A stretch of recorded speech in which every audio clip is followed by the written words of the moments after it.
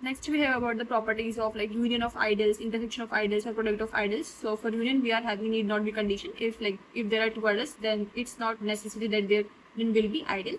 For intersection it is must, like if the two ideals are there and their intersection will again will be a ideal, right? For product it is also there, like ideal will be there. Next we have a very important condition and very important result. Like if we are having an ideal of a ring and one basically unity, okay, multiplicity identity belongs to the ideal, then that ideal will be equals to ring. Okay, so how it is going, like, okay, so we know that in ideals we are having elements AR, where A belongs to ideal and R belongs to ring, right? So we are having the condition that one is belonging to ideal, so we can put that value A equals to 1. Okay, 1 into R belongs to A for condition of ideal.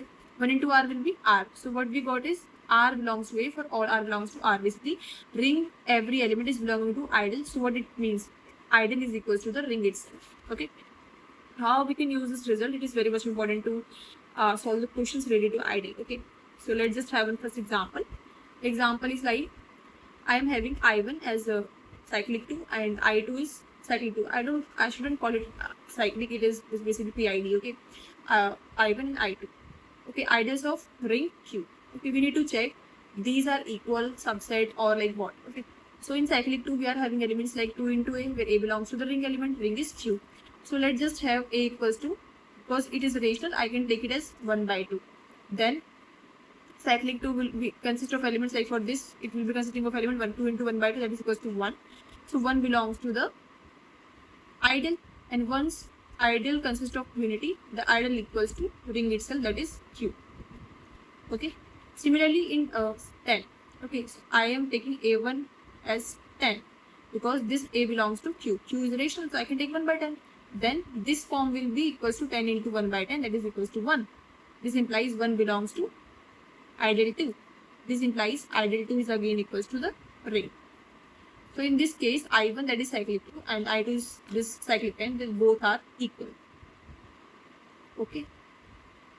So this is very different because if we are generally looking up to this example, like cyclic 2 will consist of what?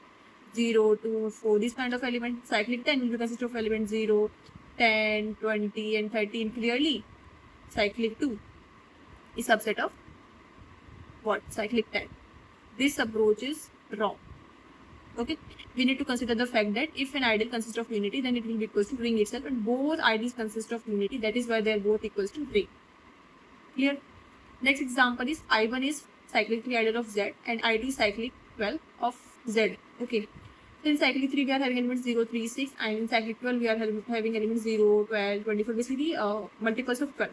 But here's the point, like we can't take it like 3 into 1 by 3 equals to 1. 1 belongs to I1 because this 1 by 3 should be belonging to the ring, and here ring is Z, not a rational number. Okay, so we can't take it 1 by 3, and as we can't take 1 by 3, it will not be equals to 1, and 1 will never belongs to the ideal, and it will never be equals to ring. So we just have to consider the fact like it has multiple of 3, it has a multiple of 12. So clearly I2 is contained I1. Okay.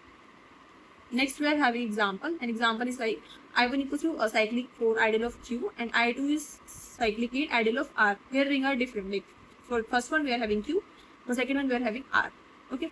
Cyclic 4 will consist of element 4 into A. Okay. A belongs to Q. Here as the ring is rational, that is why I have taken A equals to 1 by 4. Then 4 into 1 by 4 will give us 1. 1 belongs to ideal. This implies I1 equals to the ring itself, that is equals to Q. Similarly, in second example, cyclic 8, we can take the element 1 by 8 into 8. That is equals to 1. 1 belongs to I2. And again, 1 belongs to I2, then I2 equals to ring, and ring is R. So here I2 equals to R. And we know that Q is contained in R. This will implies that we are having the result as I1 is contained in I2. So these results can vary. First we got I1 equals to I2. In second we get I2 equals to I1. And third one we are getting I1 is contained in I2. It totally depends on the ring. Okay. So this is all about ideals. Next we will study about principal ideal domain.